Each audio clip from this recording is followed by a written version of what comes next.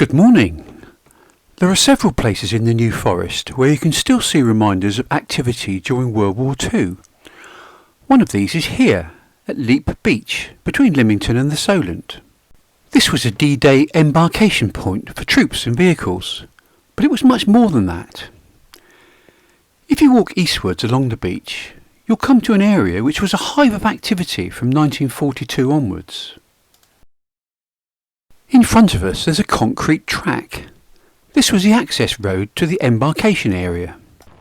Looking out to sea, we can see what looks like the remains of a pier. In fact, it's the end of a land drain.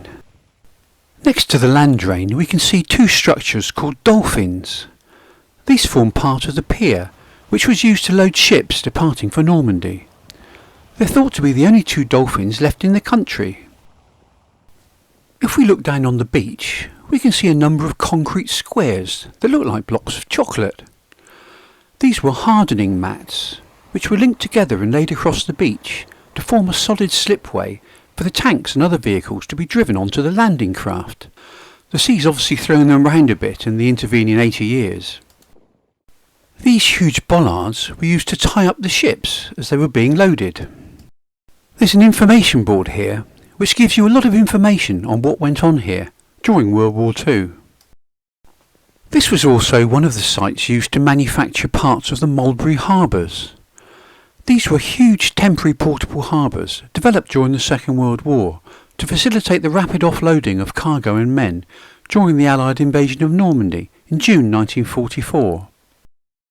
Two prefabricated harbours were taken in sections across the English Channel and assembled off Omaha Beach and Gold Beach. Here at Lepe, 6 of the huge hollow concrete supporting sections for the Mulberry Harbours were built in early 1944. These were known as caissons.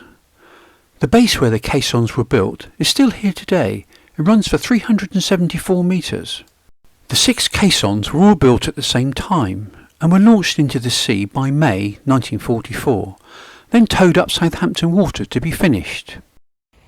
We can also still see the concrete slipways where the caissons were launched into the sea.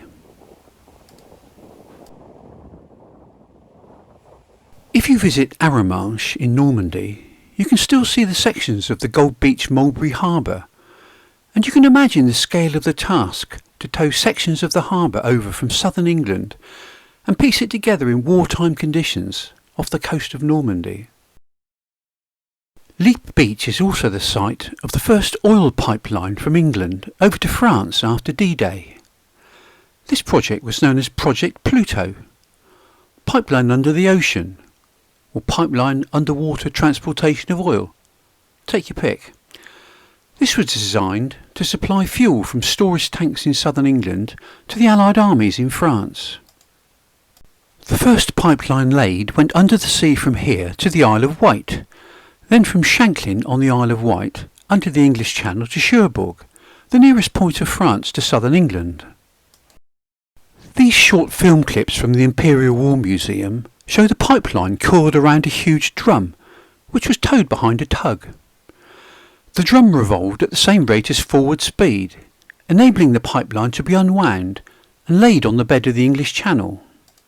In total, 17 pipes were laid from the Isle of Wight to France after D-Day.